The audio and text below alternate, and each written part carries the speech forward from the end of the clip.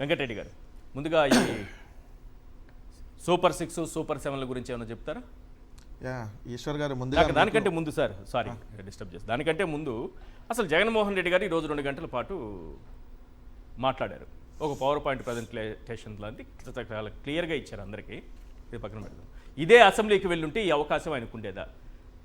ఒకవేళ ఇప్పుడు అసెంబ్లీకి ఆయన్ని ప్రతిపక్ష నేతగా మేము గుర్తించమని పదే పదే చెప్పడం వెనుక ఇలాంటి వాస్తవాలన్నీ బయట పెడతారనా?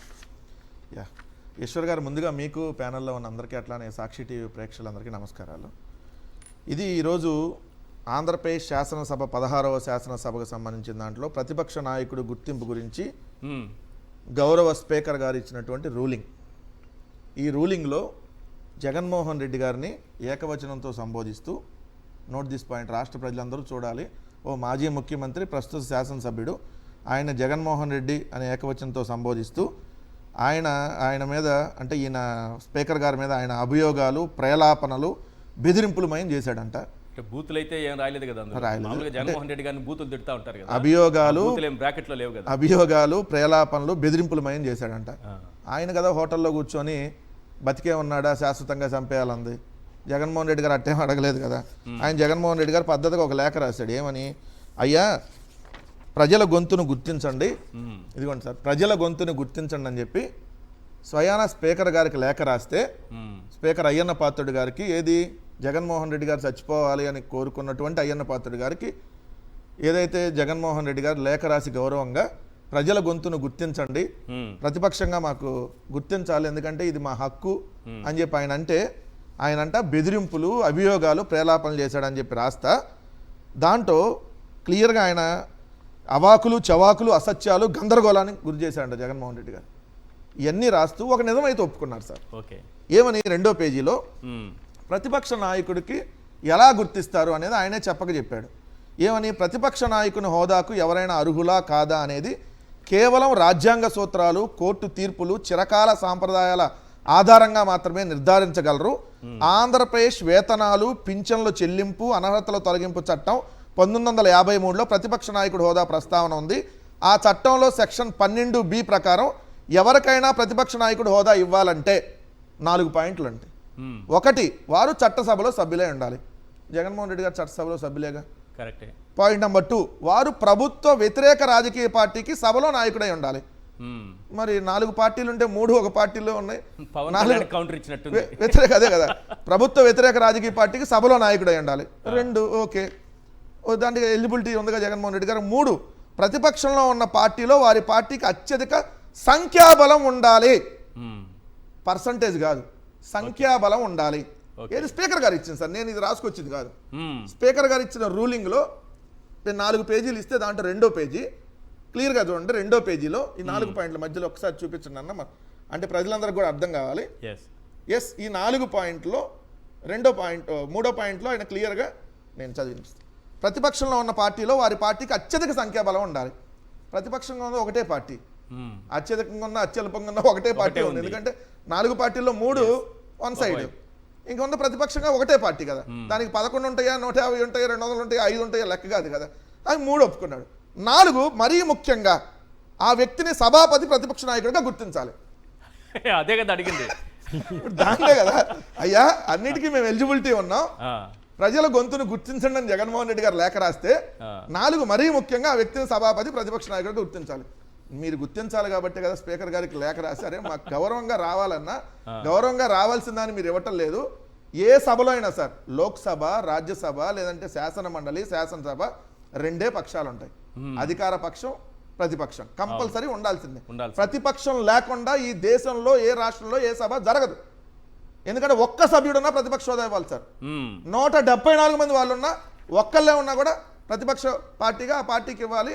ఆ 174 మంది ఒకవైపు ఉండి, ఒక్కళ్ళు ఒకవైపు ఉన్నా, ఆ 174 మంది ప్రశ్నించడానికి, ఆ 174 మందికి ఎంత ఏదైతే అవకాశం ముఖ్యమంత్రిగా అవతలిస్తారో ప్రతిపక్ష నాయకుడికి అంత అవకాశం ఇవ్వాలి. అదే జగన్మోహన్ రెడ్డి గారు రాస్తే అబద్ధాలు, ప్రేలాపనలు అంట.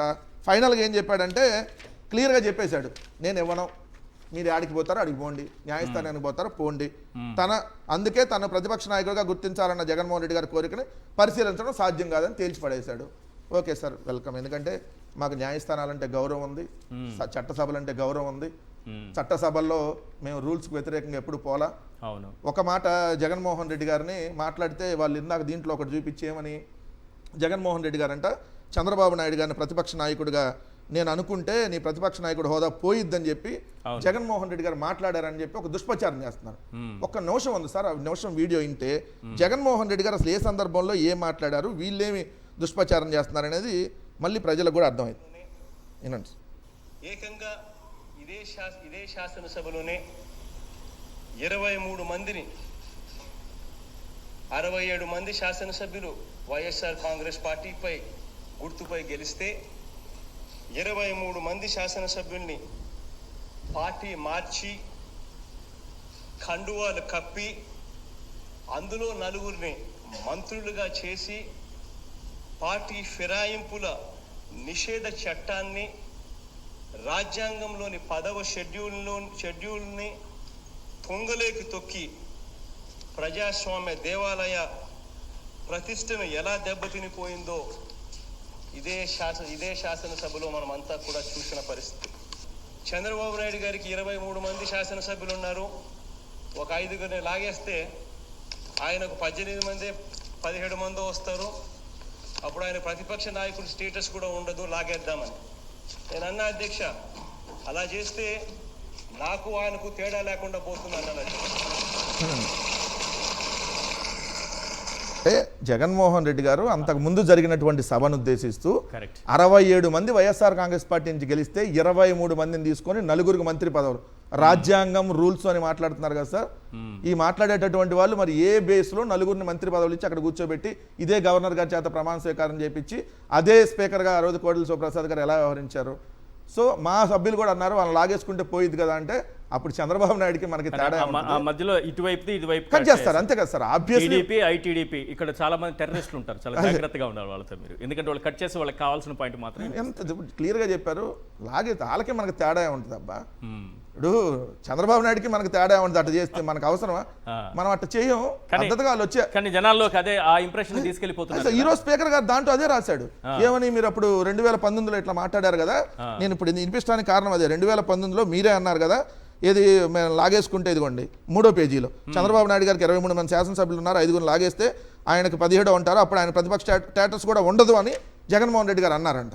ఆయన ఏమన్నాడు? అట్లా చేస్తే ఆయనకి మనకు తేడా అంటే మీ వక్ర బుద్ధి, మీ దొంగ బుద్ధులు ఎట్లాంటియో మేము అనాలో ఎలా మంచి వాళ్ళమో చెప్పడం కోసం ఆ ఉద్దేశం. అలానే మేము ఎక్కడ తీసుకోలేదు. మేము ఆయనకు ప్రతిపక్ష నాయకుడిగా రమ్మన్నాం, ఆయనకు కావాల్సినంత మైక్ ఇచ్చాం, అన్నీ మేము చేసాం. కానీ ఈరోజు మాకు అవకాశం ఉన్నా అది ఇవ్వలేదనేది క్లియర్, ఓపెన్. 2, ఈరోజు జగన్మోహన్ రెడ్డి గారు ప్రెస్ మీట్లో సుదీర్ఘంగా 2 గంటల పాటు ఏదైతే ప్రజలందరికీ వివరిస్తే, ఎందుకంటే అసెంబ్లీలో 2 గంటలు కాదు సార్, 2 నిమిషాలు కూడా టైం ఇవ్వరు. ఎందుకు? ఇదే స్పీకర్ గారు, ఎందుకంటే ప్రజలకు ఈరోజు అంశం వచ్చింది కాబట్టి ఇదే స్పీకర్ గారు నేను జగన్మోహన్ రెడ్డి గారికి నేను మైక్ ఇవ్వను, ఆయన ఒక ఎమ్మెల్యేగానే నేను గుర్తిస్తాను, ఎందుకు ఇవ్వాలి నేను మైక్ అన్నటువంటి వీడియో.